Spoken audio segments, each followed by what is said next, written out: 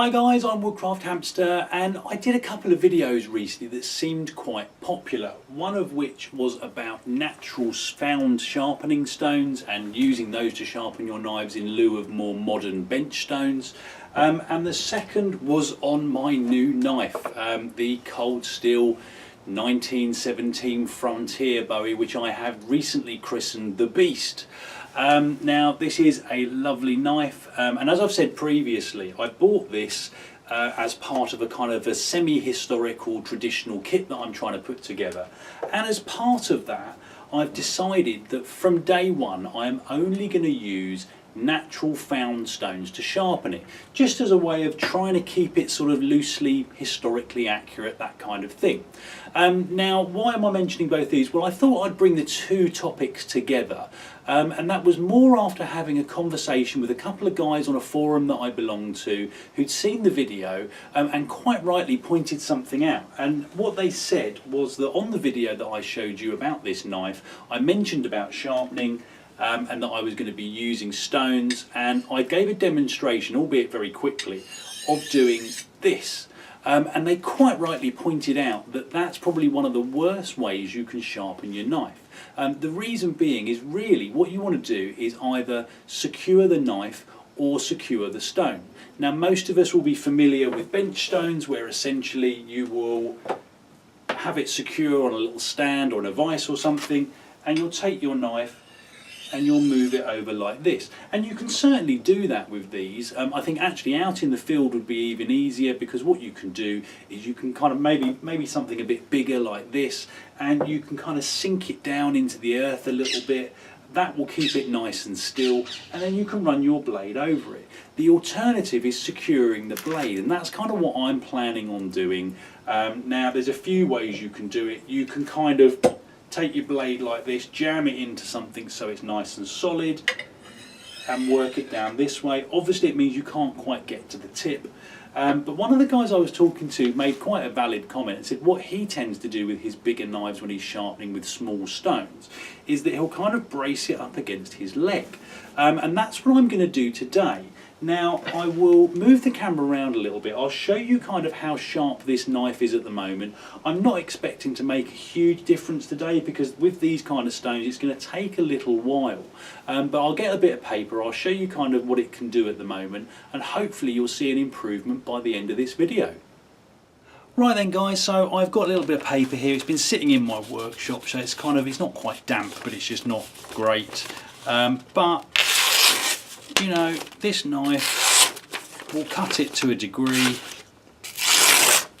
but it's also causing quite a lot of ripping, and that's fine. I mean, this is kind of out of the box, and certain bits of this blade are better than others at the moment. And what I'm going to do, I've got three stones here. You've seen these before. I've got a sort of a fairly coarse stone, I've got a much smoother stone, and I think that this this slate is smoother even still.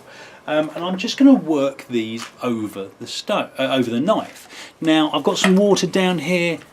I'm just going to wet the surface a little bit. There seems to be a bit of a debate as to whether water on these is actually better or not. I've always found that that's the case, but that's just me.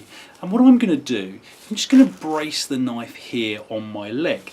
Now it's not, you know, completely immobile, and I can sort of put it on its side a little bit if I want to. Maybe I'll do that, maybe I'll have it there. And the benefit for me for doing it this way, if I just bring it round a bit, is I can now see the blade, and when I put this stone on it, I can roll it a bit like you would on a water stone or a bench stone until it meets my bevel, and that's what I want to do, so I can get the best sort of level of sharpness.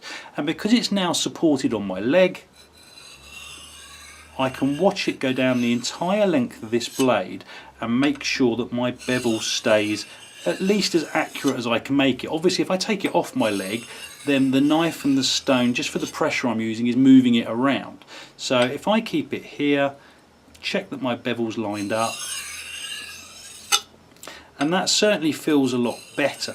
Now again, in this conversation I was having online, there were people who were saying that actually what you should be doing is pulling the stone towards the edge, the same way you would do as if you were using a bench stone.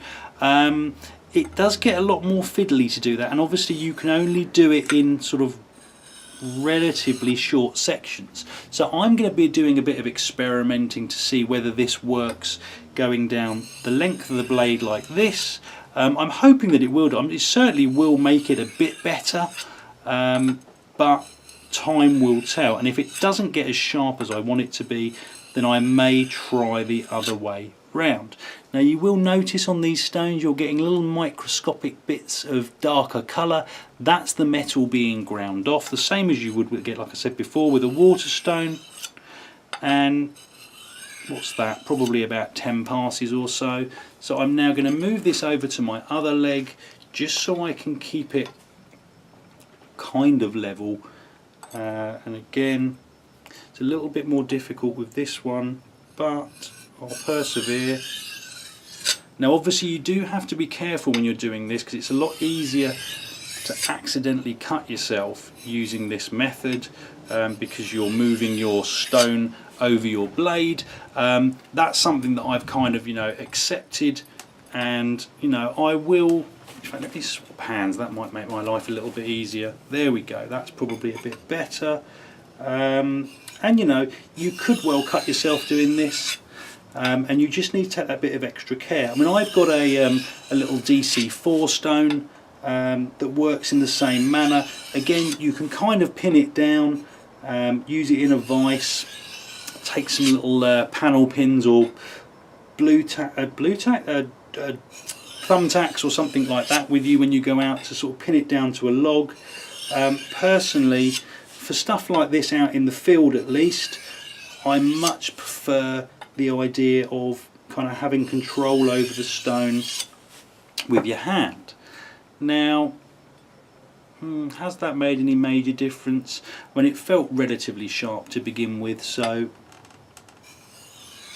I'm not really going to judge just yet.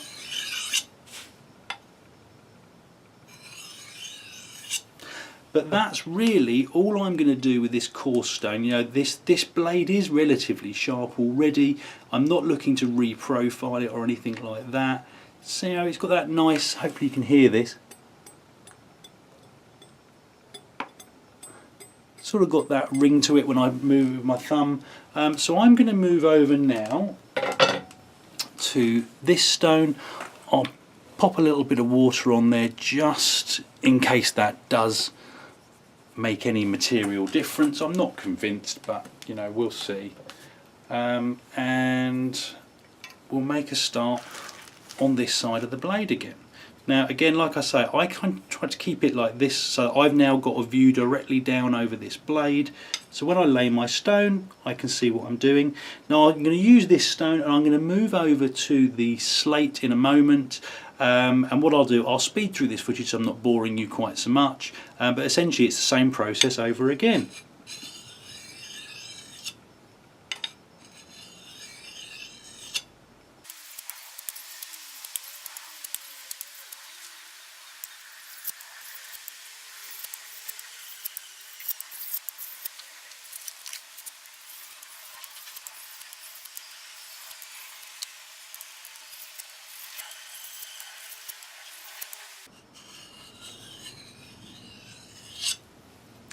So there we go, guys. Certainly feels, if not much sharper, then definitely a nice edge on there. I'll pan the camera back out a little bit and I'll show you what it does now. Right then, guys, so moment of truth. I don't think this has made a great deal of difference. I only spent kind of like 5 minutes on this, and I suspect I need to do a little bit more work, but yeah, as I thought. Okay, a little bit better.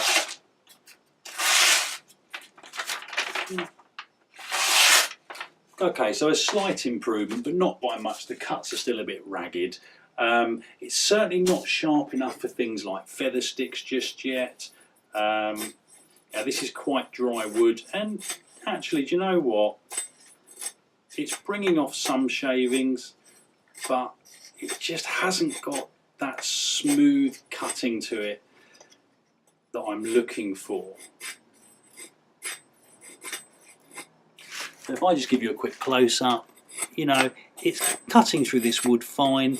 It's not really sharp enough to allow me to control it, to keep the shavings on the end of this. And to be honest, a lot of that is to do with the shape of the edge. You know, this is not designed to be like a really fine cutting edge. It's certainly not at the moment anyway.